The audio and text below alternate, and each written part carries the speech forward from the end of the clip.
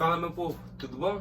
Vamos aqui então para a nossa aula de número 42 de Química, falando sobre equilíbrios moleculares, entrando em assuntos da terceira série. Objetivos: compreender o que é equilíbrio químico e molecular e conceituar as constantes de equilíbrio Kc e Kp. Fechou? O que é um equilíbrio químico? Vejam comigo.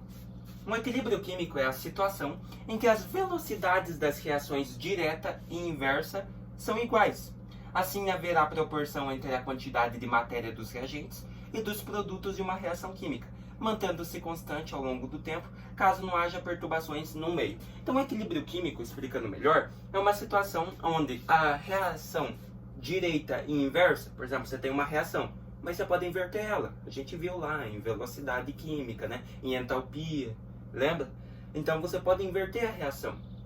Porém, a reação direita e a reação inversa são iguais, ou seja, assim haverá proporção. A quantidade de reagente terá a mesma proporção que a quantidade de produtos, que foi o que disse, e porventura mantendo-se constante ao longo do tempo. E isso se não haver perturbações no meio. Se haver perturbações, incomodações, algo que perturbe o processo da reação química, daí claro que vai mudar, né? Não vão ser mais constantes. Mas porém, se uma reação tem reagente e produto constante, ela está em equilíbrio, tanto para a reação direita e inversa, né? Se ela tem produto e reagente constante, para as duas, ela está em equilíbrio. Só vai estar em desequilíbrio caso haja perturbações no meio em que ocorre a reação. Fechou? Então, o equilíbrio químico é isso, é a mesma proporção de produto e reagente, tanto para a equação direita e tanto para a equação inversa. Fechou? O que é equilíbrio dinâmico agora? Quando falamos a palavra equilíbrio, logo nos vem à mente um objeto que fica parado indefinidamente, né? Tipo equilíbrio, algo está equilibrado bem certinho. É o que geralmente vem na mente das pessoas. Porém, esse é apenas um tipo de equilíbrio, denominado equilíbrio estático, né? Que a gente vê em física. Existe também o equilíbrio dinâmico. Nele, como o próprio nome diz, não há um só momento em que o objeto ou o fenômeno em questão fique parado. Tá? Então, o equilíbrio dinâmico estuda as forças. O equilíbrio estático, ele tem força resultante sobre ele nula, né, na física. Porém, no dinâmico, a força não é nula. Portanto, ele nunca fica parado. Por exemplo, para você entender, veja a ilustração abaixo e note que a quantidade de água que cai dentro do recipiente é igual à quantidade que escoa dele, mantendo o nível de água constante. Nesse caso, dizemos que é um equilíbrio dinâmico, um equilíbrio em movimento. Então, olha lá, você observa que a torneira de cima está enchendo aquela bacia, e você observa que a outra torneira está esvaziando ela, mas tudo na mesma proporção. Se a outra enche 2 ml, vai esvaziar ao mesmo tempo 2 ml, ou seja, mantendo o equilíbrio. É esse tipo de equilíbrio que ocorre nas reações reversíveis. Opa, voltando aqui, ó. Que ocorre nas reações reversíveis, ou seja, naquelas reações em que ocorrem nos dois sentidos. Então, como eu falei, a reação direita e a reação inversa. Esse é o equilíbrio que ocorre nelas. Fechou? Mesma proporção, tanto para o reagente, tanto para o produto. Aqui foi só um exemplo, para você ter uma noção. Ao mesmo tempo em que as moléculas dos reagentes se transformam nos produtos, as moléculas dos produtos reagem entre si para formar os reagentes. Por isso que eu falei, reagente e produto sempre na mesma proporção, tanto para a reação direita, tanto para a reação inversa. Aí nós temos um equilíbrio molecular, um equilíbrio dinâmico. A reversibilidade de uma reação é representada pelas setas nos dois sentidos. Então você tem lá a setinha, né? Setinha para cá, setinha para lá. Fechou? Então, sempre quando você tiver essas duas setinhas ali, ó, que estão representadas ali no slide, reação reversível, beleza? Ou seja, o que é uma reação reversível? Uma reação onde o reagente pode se transformar em produto e, porventura, na reversível, o produto pode reagir e voltar a ser um reagente. Fechou? Vamos ver aqui, por que está parado isso aqui? Um pouquinho. Será que voltou? Voltando. Aí. Equilíbrio molecular e dinâmico. No momento em que a taxa de desenvolvimento da reação direta de formação dos produtos, né, reagente reage e forma produto, é igual à taxa de desenvolvimento da reação inversa, da formação do reagente, sob temperatura constante. Então, aqui completando, para que ocorra isso, reação inversa e direita, totalmente na mesma proporção para ela entrar em equilíbrio, ela precisa estar sobre a mesma temperatura e constante. A temperatura não muda. Ou seja, significa que a reação chegou ao seu equilíbrio químico. Então, para acontecer, temperatura constante. E no caso de reações com a presença apenas de moléculas nos reagentes e nos produtos, temos então um equilíbrio molecular. Mas daí no caso se não tiver substâncias, somente moléculas, tá? Por exemplo, íons, vamos supor assim, né? Reações de ionização. Fechou? Então olha lá. A seguir temos o exemplo da reação que ocorre entre o gás hidrogênio H2 e o gás iodo I2 para a formação de gás iodeto de hidrogênio. Então você tem um H2 mais um I2 passando 2 HI. Então olha lá, e tudo no estado gasoso, né? Por isso que é o gás iodeto de hidrogênio. Então veja só, no início da reação, a taxa de desenvolvimento da reação direta era maior. Afinal das contas, a concentração dos reagentes era máxima e a dos produtos era zero. Ou seja, os reagentes tinham que reagir entre si para daí formar o produto. Então, reação direta. Assim, a taxa de desenvolvimento da reação inversa era zero também. Então, por exemplo, se você tivesse o produto, o gás iodeto de hidrogênio, ele teria que reagir, fazer alguma reação, para daí formar os produtos, os reagentes. Fechou? Então, reação direta, reação inversa. Porém, com o passar do tempo, os gases hidrogênio e iodo reagem, gerando o produto. Dessa forma, a concentração dos reagentes começa a diminuir e a taxa de desenvolvimento também diminui. Por quê? Porque os reagentes já reagiram entre si, ou seja, eles deixam a reação para o produto. Então, o produto é formado e, porventura, a taxa de desenvolvimento, os reagentes, diminuem. Com o aumento da concentração dos produtos e a diminuição da concentração dos reagentes, a taxa de desenvolvimento da reação inversa começa a aumentar. Se a temperatura for mantida constante, chegará um momento em que as taxas de desenvolvimento irão se manter as mesmas, mostrando assim que a reação alcançou o equilíbrio químico molecular. Tá? Então, para alcançar o equilíbrio químico molecular é quando a molécula ou produto estiver estável e, sob essa temperatura, ele pode voltar a se separar e formar os mesmos reagentes. Fechou? Então, reação inversa e direta, sempre a mesma temperatura, podem atingir aí o equilíbrio molecular. Agora que nós conseguimos entender o que é equilíbrio molecular, vamos entender as constantes Kc e Kp. O cálculo da constante de equilíbrio envolve uma relação entre os participantes do produto e do reagente, de uma reação química, que se encontra em equilíbrio. Uma reação está em equilíbrio sempre que a velocidade da reação direta para a direita é igual da reação inversa para a esquerda. Então você tem lá a equação, né, genérica que nós estamos conhecidos, o A, as letras maiúsculas. A e B são os reagentes, o C e o D maiúsculos são os produtos e as minúsculas são os coeficientes deles na equação. De uma forma geral, o cálculo da constante de equilíbrio químico pode ser realizado por meio das seguintes variáveis: concentração em mol por litro dos participantes, grau do equilíbrio e pressões parciais dos participantes. Então olha lá. Cálculo da constante de equilíbrio em termos de concentração em mol por litro, né? A constante de equilíbrio pode ser calculada por meio das concentrações em mol por litro, sendo chamada isso de Kc.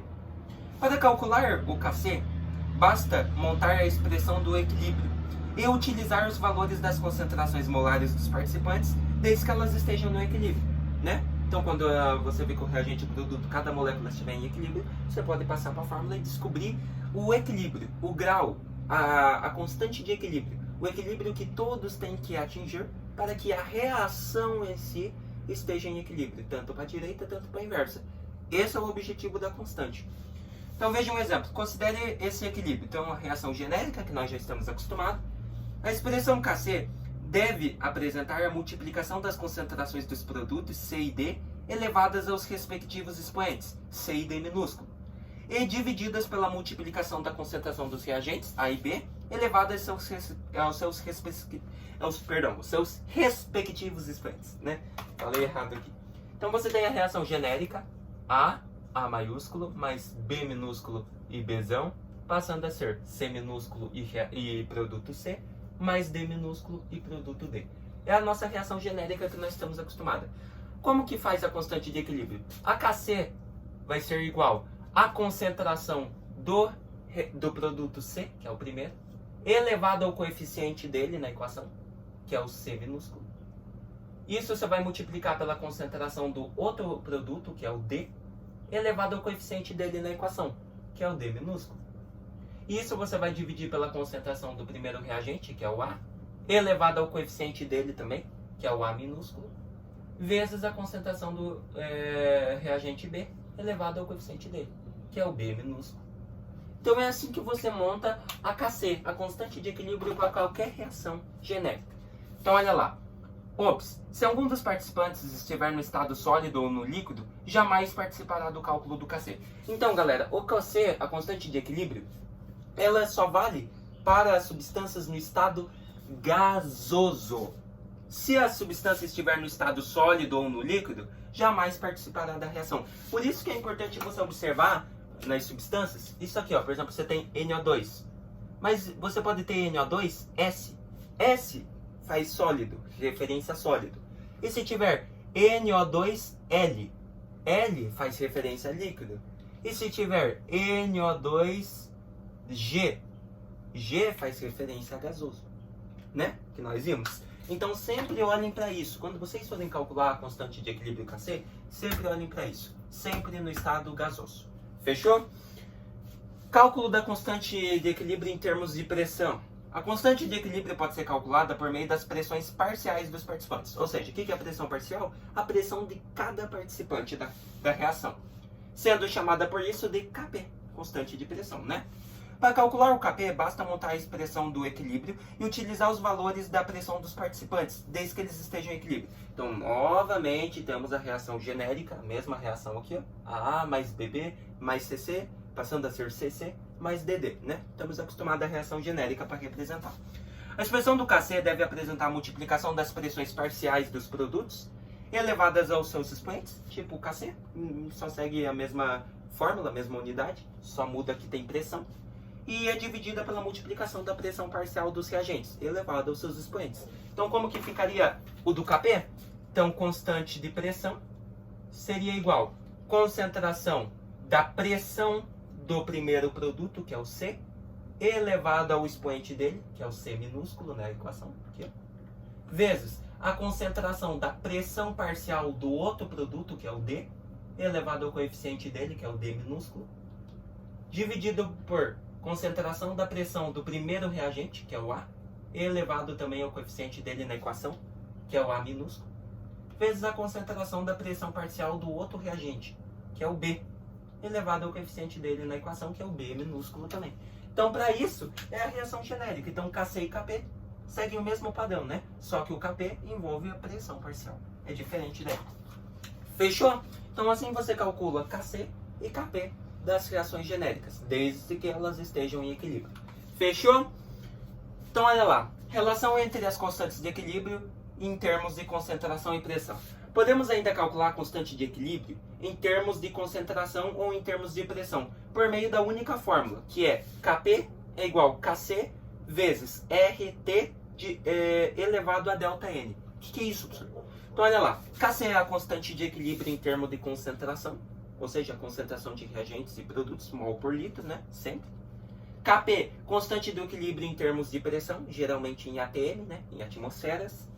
O R sempre quando aparece, é a constante geral dos gases, né? Lembra lá a equação de Clapeyron? 0,082 para pressões em ATM. T é a temperatura, sempre temperatura na química aí, nessas partes são trabalhadas em Kelvin, beleza? E o que é o ΔN? Subtração entre os coeficientes do produto e dos reagentes, tá? Subtração entre produto e reagente, os coeficientes no caso, né? Então você vai pegar os coeficientes do produto e subtrair dos reagentes. Fechou? Então bora, partindo disso, bora para um exercício para você ver na prática. Em uma dada temperatura, as pressões parciais de cada componente da reação, N2 mais O2 passando a ser 2NO, reversível, né? No equilíbrio valem respectivamente 0,8 atm, 2 atm e 1 atm. Qual o valor do Kp? Então aqui ele quer saber a constante de pressão. Então os dados fornecidos. Pressão parcial do NO, que é o produto, 1 atm. Número de mols do N2, 0,8 atm. E do O2, que é o outro reagente, 2 atm. Então como que nós faz? Montar a expressão do Kp. Então bora montar a expressão aqui. Ó, vejam comigo. Qual que é a equação que nós temos? N2, ó, observem, N2 gasoso mais O2 gasoso passando a ser 2NO gasoso. Então todas estão no estado gasoso. Então, portanto, todas participam da fórmula da constante de equilíbrio, né? No caso, ele quer saber da pressão. Então, nós vamos calcular o Kp, tá? Kc não. Então, olha lá, como que nós montamos o Kp para isso aqui? Kp é igual concentração do produto, que é o NO. Então, concentração da pressão parcial do NO, né? Esqueci do P aqui. Pressão do NO elevado ao coeficiente dele na equação, que é o 2. Isso nós vamos dividir pela concentração do primeiro reagente, que é o N2, elevado ao coeficiente dele na equação, que não tem, então é 1, vezes a concentração do segundo reagente, que é o O2, elevado também ao coeficiente dele na equação, que não tem, é 1. Bora ver se está certo, então, o nosso cálculo da constante. Então, ó, pressão do produto, NO2, elevado ao coeficiente dele, que é 2 na equação. E ali as pressões dos reagentes embaixo, né? Dividido. Então, pressão do N2 e do O2. Esqueci do P aqui de novo, né? Ô, Jesus. Vamos apagar aqui, ó, que eu esqueci do P. Fazer bem certinho, né? Não confunde. Então, pressão do primeiro reagente, que é o N2, elevado ao coeficiente dele, que é 1, vezes concentração da pressão do segundo reagente, que é o O2, né? Elevado ao coeficiente dele, que é 1. Agora sim tá certo, né? Como que nós vamos fazer, galera? Só substituir os dados na fórmula, galera. Vamos lá. Ó, o que ele queria descobrir mesmo? Ele quer o valor do Kp, ou seja, da constante de pressão. O que é a constante de pressão? É a pressão que tanto o reagente e tanto o produto deve atingir para fazer uma reação em equilíbrio. Ou seja, constante de pressão é uma constante onde todos os participantes devem atingir essa pressão para daí que a reação inteira esteja em equilíbrio. Fechou? Então, olha lá. Então, Kp vai ser igual. Qual que é a pressão parcial que ele deu para o produto? Ele deu lá, por fim, 1 atm. Então, a pressão dele é 1. Então, a pressão do NO já foi. Mas só que o expoente dele na equação, o coeficiente é 2. Então, é 1 ao quadrado. Lembra? É elevado ao coeficiente. Dividido por... Qual que é a pressão parcial do N2? É a primeira ali, ó, que ele deu. 0,8 atm. Então, vai ser... Abre parênteses, né? Sempre. 0,8. E isso é elevado ao coeficiente dele na equação, que é 1. Então, 0,8 vezes 1. É elevado a 1. Vezes... Qual que é a pressão do outro reagente, que é o O2? Tá ali, ó. 2 atm. Que foi o que nos restou. Então, no lugar da pressão do O2, vem 2. E isso é elevado a 1, né? Porque o coeficiente deles na equação é 1. Agora, muito fácil, galera. Kp é igual. 1 ao quadrado é 1. Aqui, ó, como o expoente é 1, não precisa aparecer. Nós ficamos só com 0,8 vezes 2, vai te dar 1,6. Porventura, Kp é igual. Fazendo 1 dividido por 1,6, que está aqui ó, também, vai te dar 0,625. Então, portanto, voltando ao slide, a sua resposta correta seria a letra E, né? E de escola. Então, 0,625. Então, para que essa reação esteja tanto em equilíbrio para a direita ou para a reação inversa, para a esquerda, pois a reação tem aqui, até esqueci de colocar, ó, estou acostumado com reações assim, ó, reversível, né? Duas setinhas. Então, para que as duas reações, tanto a direita quanto a reversível, estejam em equilíbrio, todos os participantes devem atingir uma pressão de 0,625, uma constante de pressão. A partir do momento que eles atingirem essa pressão total, cada um deles, daí sim a reação inteira estará em equilíbrio. Fechou? Então, constante de pressão, letra E, 0,625. Fechou? Tem unidade? Não, galera, ela não tem unidade, tá? Pois a constante ela não tem dimensões, ou seja, ela não terá unidade. Fechou? É só uma constante que eles precisam atingir para atingir o equilíbrio total da reação. beleza? Que cada participante precisa ter. Mas ela não tem dimensões, ela não é algo material. Então, não tem unidade de medida, tá? Então, só 0,625. Fechou? Então, que nós dizemos que ela é adimensional, né? Não tem dimensões, só para completar. Então, o que nós vimos? Equilíbrios moleculares e a constante de Kc e Kp. Então, compreendemos o conceito de equilíbrio molecular e vimos aí como montar as expressões para constante em concentração, constante em termos de concentração, Kc, e constante em termos de pressão, Kp. Não se esqueça, só participa do cálculo substâncias no estado gasoso. Se estiver sólido e líquido, não entra na expressão. Fechou? Nunca se esqueça, muitas pessoas colocam substâncias sólido e líquido errado. Espero que você tenha gostado de mais essa aula. Se vemos na nossa próxima aula aí, continuando um pouquinho sobre os assuntos da terceira série, equilíbrios moleculares. Até mais!